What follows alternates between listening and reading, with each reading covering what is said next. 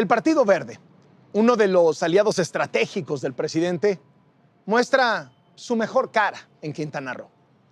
Su líder anterior renunció cuando se le exhibió codeándose con la mafia rumana. Y el que entró en su lugar, hoy lo revelamos en Latinus, encabeza una banda especializada en despojos inmobiliarios.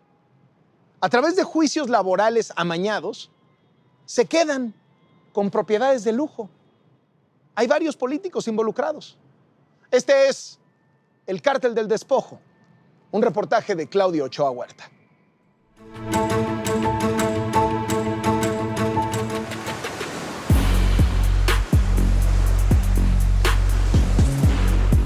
Él es Luis Pablo Bustamante Beltrán. Tiene 27 años, es el nuevo líder del Partido Verde en Quintana Roo y junto con uno de sus mejores amigos y compañero de partido, el diputado Gustavo Miranda, encabeza una célula dedicada al despojo de inmuebles a través de juicios laborales falsos. Para lograrlo, incluyeron a familiares, amigos, funcionarios y hasta un notario.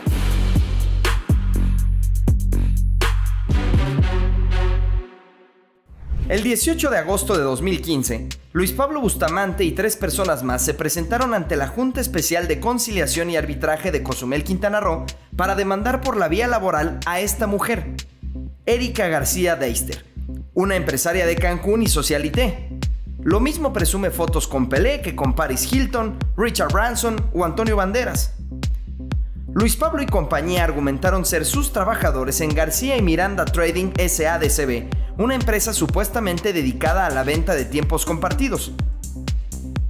Cada uno de los empleados señaló haber sido contratado con un sueldo fijo de 90,000 pesos mensuales por vender tiempos compartidos.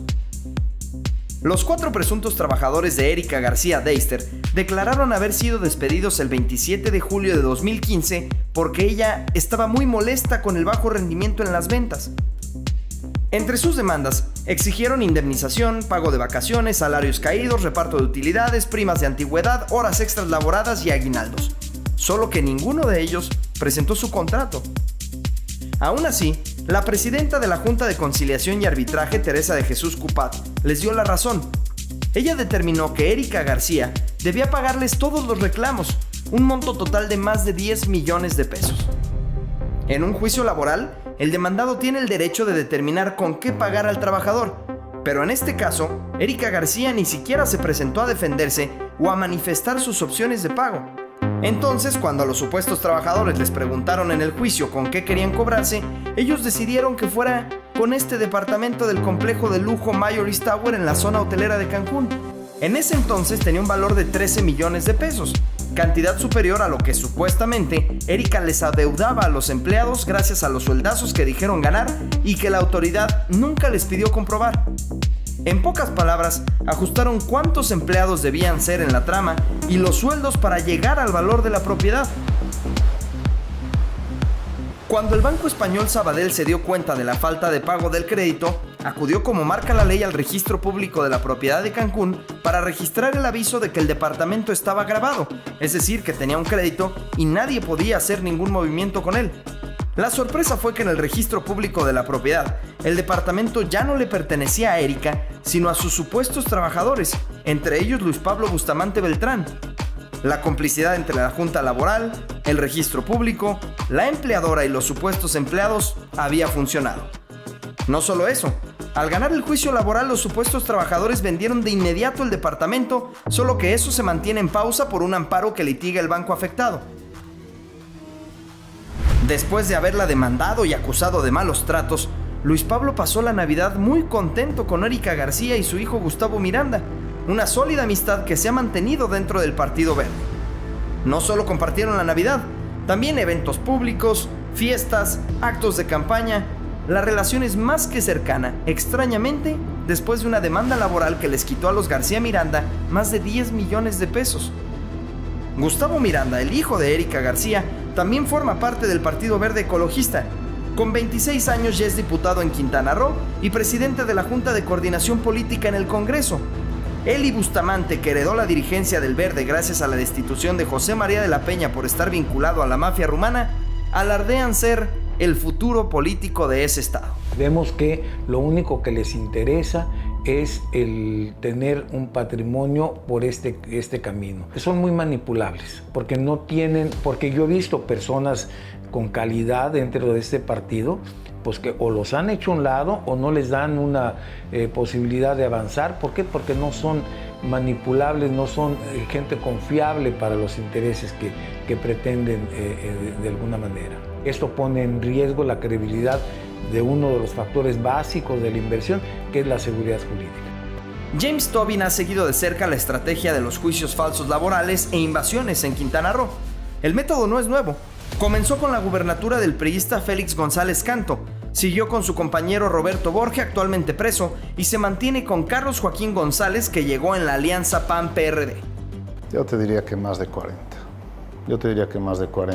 Me cuesta trabajo decirte el número exacto, pero te podría hablar de más de 40. Todo este entramado no nada más se lleva a cabo por vía de un juicio laboral. Tiene que haber un registro público, tiene que haber notarías, o sea, es todo un entramado que además debería estar mucho más revisado por las autoridades, ¿no? La estrategia de este joven cártel del despojo del Partido Verde no se queda en este caso.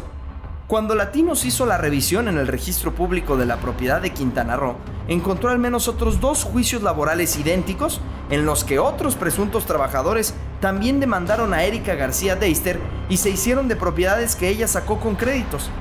Entre esos supuestos empleados también está Jorge David Segura Rodríguez, otro amigo de Gustavo Miranda, el hijo de Erika. Igual que los otros empleados, argumentó ganar 90,000 pesos. La impunidad es tal que la Junta de Conciliación y Arbitraje, que depende del Poder Ejecutivo, es decir, del gobernador, resolvió esos otros 2 juicios en cuestión de 2 meses, y el Registro Público, otro organismo del gobierno del estado, inscribió las propiedades a favor de los trabajadores el mismo día y con minutos de diferencia. A la ecuación de estas complicidades se suma el notario Jorge Jaime Cruz Hernández, titular de la Notaría 84 en Playa del Carmen. Él es quien ha avalado esta serie de movimientos. Antes de recibir el regalazo que implica una notaría, fue nada más y nada menos que presidente de la Junta de Conciliación y Arbitraje en la época de Borge, cuando lo acusaron de participar en varios despojos en el área de Tulum.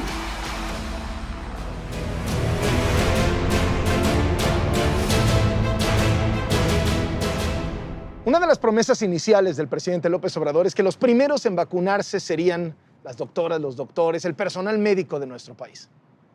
Luego esa promesa se fue deslavando y hoy definitivamente ha relegado a una enorme cantidad de personas que trabajan en el sector salud. Para hablar de eso, hoy en Latinos tenemos a Javier Potes, quien es director general del Consorcio Mexicano de Hospitales. Muchas gracias por estar con nosotros. Encantado, Carlos. Y al doctor Eduardo Arias Kanemoto, quien es presidente del Colegio de Pediatras de Querétaro. Doctor, muchísimas gracias. Buenos días, gracias por invitarnos. Doctor, usted estuvo en las manifestaciones, ha estado en las manifestaciones en Querétaro para exigir que los vacunen también a ustedes. Sí, estuvimos en la manifestación en el Instituto de Salud para el Bienestar. Hablamos con la delegada, manifestamos nuestra preocupación y nuestro sentir acerca de no habernos tomado en cuenta para la vacunación de todo el personal sanitario, como lo había dispuesto la Organización Mundial de Salud, que recomendaba los primeros 100 días de este año vacunar a todo el personal sanitario. ¿Qué es lo que está detrás de esta idea del presidente de que solo quienes trabajan en hospitales públicos deben ser vacunados? Bueno, no te podría decir qué hay detrás de esa idea, ¿no? Lo que sí te puedo decir es que somos parte de un sistema de salud, tanto públicos como privados, y no se puede dividir en función de esto, ¿no? O sea, todos trabajamos en la misma guerra, estamos en la misma trinchera. El personal de salud del sector público, tanto como el sector privado, estamos comprometidos con la atención COVID y no puede haber discriminación en ese sentido. Tenemos que estar en la misma campo de batalla. ¿Cuál es el perfil de esos que de pronto se estigmatizan como doctores privados, doctores particulares? No sé, de pronto me da la impresión de que es como cuando el presidente habla de empresarios y cree pues, que todo mundo es el ingeniero Slim, cuando pues, en realidad la inmensa mayoría de los empresarios en México pues, son dueños de pequeñas y medianas empresas, que si el changarrito, la estética, la papelería, 2, 3 empleados, etc. ¿Cómo es el tema de los doctores privados? Déjame, te lo ejemplifico en la primera línea de batalla, que son los médicos de farmacia. 18,000 farmacias en el país, cerca de 20,000 médicos que trabajan en ellas, y donde la instrucción del gobierno en los picos de COVID fue Si te sientes mal, no acudas al hospital, llega gente grave. Y esa gente acudió con los médicos de farmacia, que son médicos particulares, ¿no? Y estaban en la primera línea recibiendo pacientes COVID. Y atendían más pacientes que el mismo Seguro Social, 10 millones de pacientes mensuales, ¿sí? Entonces, esa población definitivamente es parte de tu ejército como sector salud. Olvídate que es público o es privado, es sector salud y por lo tanto debe ser vacunado. Si nos vamos a los especialistas, como el caso de los doctores, es lo mismo. Están atendiendo niños, adultos mayores, gente con diversas enfermedades y el riesgo de contagio es muy alto también para ellos. No, en estos momentos no debe haber diferencia entre sector público y sector privado. Es decir, no es que sea un doctor súper rico al que le alcance para irse a vacunar a Estados Unidos. No estamos hablando de eso. No, definitivamente que no. Como toda población en México, hay una pirámide de ingresos y los médicos serán parte de ella, pero la gran base de la población está en el segmento medio, ¿no? En el segmento bajo, y tiene que ser vacunado. ¿Cómo se sienten ustedes cuando el presidente les dice, espérense, fórmense, Nosotros no son prioridad? nos sentimos molestos, nos sentimos correspondidos, hemos estado al pie de la lucha desde el inicio de la pandemia y entonces es lamentable no reconocer el esfuerzo, el sacrificio que han hecho todo el personal sanitario que ha fallecido durante esta pandemia. México es el número 1 del mundo en personal médico fallecido a consecuencia de la pandemia. ¿Se sienten ustedes temerosos? ¿Se sienten ustedes desprotegidos? Aun cuando no estén directamente asignados a atender pacientes COVID, pero al recibir a otro tipo de pacientes, como es su caso. Mira, nos sentimos desprotegidos y vulnerables. Hace poco leí un artículo en una revista de Inglaterra y en este estudio se manifestaba que un personal sanitario, que incluye médicos, enfermeras, radiólogos, químicos, personal de aseo, de recepción, odontólogos, tienen hasta el 7-8% más riesgo que la población en general. Y tienen, los maestros en el estudio que hicieron en Inglaterra, tienen de 1 a 1.3% de riesgo, ¿no? Entonces, sin polarizar, el personal sanitario tiene más riesgo que las personas en Es decir, común. antes de empezar a vacunar a los maestros de un estado que curiosamente va a tener elección para gobernador, es decir, uno de los estados con la elección más importante este año, a lo mejor tendrían que terminar de vacunar a todo el personal médico, a todo aquel que trabaja en un hospital. Es una política y es una política internacional, porque la Organización Mundial de la Salud lo hizo en sus recomendaciones. ¿Qué sienten cuando el presidente les dice, espérense, hay otras prioridades? Yo creo que hay que tener mucho cuidado con los mensajes. Insisto, la guerra es el COVID. Ese debe ser la prioridad del país en este momento. Y el personal de salud es el recurso más importante que tiene en esta guerra. Ayer tuvimos una sesión con la Asociación de Hospitales de Argentina, Brasil y Colombia y intercambiamos datos de cómo se estaba comportando la vacunación. Va en porcentajes muy similar con la población total. Pero cuando hablamos del personal de salud, la respuesta fue el caso de Brasil. Tenemos vacunado al 100% del personal de salud. ¿Sí? Argentina y Colombia similar, van en procesos similares de alto porcentaje de vacunación y eso no se pone en duda. Hay que vacunar a todo el personal de salud, sin diferencia de público y privado. ¿Se está confundiendo de enemigo el presidente? ¿Cree el presidente que los hospitales que no son públicos son sus enemigos, los doctores que no trabajan en hospitales públicos son sus enemigos y no el virus? Yo no sé si sea tanto el tema de los privados o no privados. Creo que el tema es la importancia que hay que darle al COVID y en función de eso ser congruente. Si la importancia es resolver el tema de COVID, tu recurso, tu ejército son los médicos y tienes que apoyar a los médicos incondicionalmente. Hablaba usted hace un rato de las farmacias. ¿Qué pasa de todo ese personal médico que está en hospitales que no son públicos, en clínicas, incluso de varios? La asistente del dentista o la secretaria que apunta las citas o la enfermera que está en un hospital o el camillero. Es decir, no estás hablando de los doctores nada más como, digamos, cima de la pirámide, sino pues todos aquellos que les ayudan en su consulta privada, en sus consultorios, en sus clínicas, hospitales. Y estamos hablando de los laboratorios de análisis clínicos, de los gabinetes de diagnóstico, que ahí tenemos cerca de 15,000 personal más de organizaciones afiliadas, igual de farmacias, de ambulancias, dentistas, etcétera. Toda esa gente está ahorita, te diría yo, sin un censo, desprotegida en el tema de vacunación. Y obviamente somos parte de un sistema, no puedes separar el sistema, inclusive no puedes decir primer contacto, segundo contacto. Si el de compras, que es de administración, no lo vacunas, no hay elementos en el hospital, no hay recursos para operar. Porque todos Entonces, están ahí físicamente. Todos estamos ¿no? ahí, el asistente, la enfermera, el de Claro. intendencia, el biomédico. Ya no es un tema de colaboración donde el sector privado va a colaborar con el sector público. En esta pandemia necesitamos estar coordinados. No puedes desestimar tus recursos. No puedes decir, no cuento con estos elementos para atender la pandemia. No puedes salir a jugar un partido de fútbol con 6 jugadores. Necesitas tener a todos en el campo. ¿Sí? Ahí se requiere coordinación de todos los elementos. ¿Cómo evalúa la gestión de la pandemia por parte del gobierno actual? Yo creo que esta parte de la gestión no ha sido muy bien manejada, porque siempre hay un plan estratégico y en los planes estratégicos van cambiando de acuerdo a las circunstancias. El plan estratégico era utilizarlo de mejor manera todos los recursos que disponemos, tanto en la medicina pública como en la medicina privada. ¿Cuál es su evaluación de la gestión del presidente López Obrador y su gobierno? A ver, me gustaría dividirlo en partes, si me permites, Carlos. Creo que se ha hecho un buen trabajo, por ejemplo, en conseguir las vacunas, que sabemos que hay una escasez mundial de las mismas. Creo que se hizo un buen trabajo al principio en la colaboración de hospitales públicos y privados. Creo que se falló en ciertos temas, como es el equipamiento del personal de salud en los hospitales públicos para proteger. Creo que hace falta una mejor estrategia de vacunación. Y creo que hay camino todavía que nos falta por recorrer. O sea, esto nos faltan 3 años todavía, cuando menos. Y ahí se puede corregir el rumbo con un mejor plan en ese sentido. No daría yo por terminado el tema, ¿no? En la asignación de las vacunas, ¿está ganando la ciencia o está ganando la política? Mira, yo pienso que las decisiones deben ser basadas en la ciencia y no en los temas políticos. O sea, la ciencia dice que todo el personal sanitario debe tener prioridad y después veremos por grupos vulnerables y ya después el tema de regreso a clases con los maestros, ¿no? Porque es importante regresar a clases, pero debe ser un proceso planificado y organizado. Desde su punto de vista. Estamos con muchas pelotitas en el aire, ¿no? Está el tema de salud, está el tema de economía, está el tema político, el tema de educación.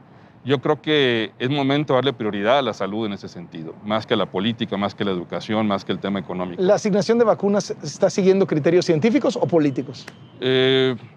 No te sé decir cuál es el criterio, te puedo decir que no está siguiendo criterios de salud propiamente, cuando la salud es lo más importante en este momento. Y el momento que el presidente dice, espérense los médicos particulares, obviamente no está siguiendo una alineación con el tema de salud. ¿Sí? Si tuviera Lo el demás no presidente sabría sentado decirlo. aquí enfrente, ¿qué le diría? Tenemos que estar muy congruentes con el tema del COVID, identificar plenamente que es un problema a nivel mundial, obviamente es un problema para México, ¿sí? Y en ese sentido tenemos que dar los recursos necesarios al personal de salud para que siga prestando el servicio. Nuestro principal problema en la segunda ola no fueron camas, fue personal de salud, ¿sí? Y nos cuesta más ahorita formar un médico que vacunar un médico. No los perdamos. ¿Viene una tercera ola? Pensamos que sí, está pasando en varios países, ¿sí? Y no tiene por ¿Peor qué que ninguna la segunda y la excepción. primera? No podría decirlo con precisión. Se espera que sí, como ha pasado en otras partes. Ahorita la tendencia va ascendente, lento, pero va ascendente. Creo que en 10 días tenemos un panorama más claro. ¿Le preocupa que en esta tercera ola vuelva a arrasarse al personal médico por esta falta de vacunación? Va a pasar. El personal médico está cansado, el personal de salud está cansado. Tenemos más de un año en esta pandemia. No se diga en hospitales públicos, también en hospitales privados. Ha sido un viacrucis terrible para nosotros. ¿Qué le diría al presidente si lo tuviera sentado aquí enfrente? Pues que sea corresponsable, que sea equitativo, que sea justo, porque es una parte de corresponsabilidad y agradecimiento a las personas que han trabajado, que han enfrentado y que han luchado contra este virus. Yo pienso que va a haber una tercera ola. Estaba leyendo las estadísticas hasta el día de hoy por la Universidad Johns Hopkins. Aquí tengo los datos. México es el primer país que tiene más personal sanitario muerto con una tasa de letalidad del 1.2%. Entonces, si tú no proteges a tu personal, ¿cómo ese personal te puede ayudar? Le agradezco muchísimo, les agradezco muchísimo que hayan estado hoy en Carlos, Latinos. sus órdenes. Muchísimas gracias.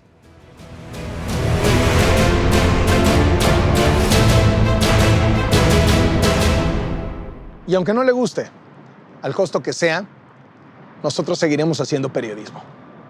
Nos vemos la próxima semana.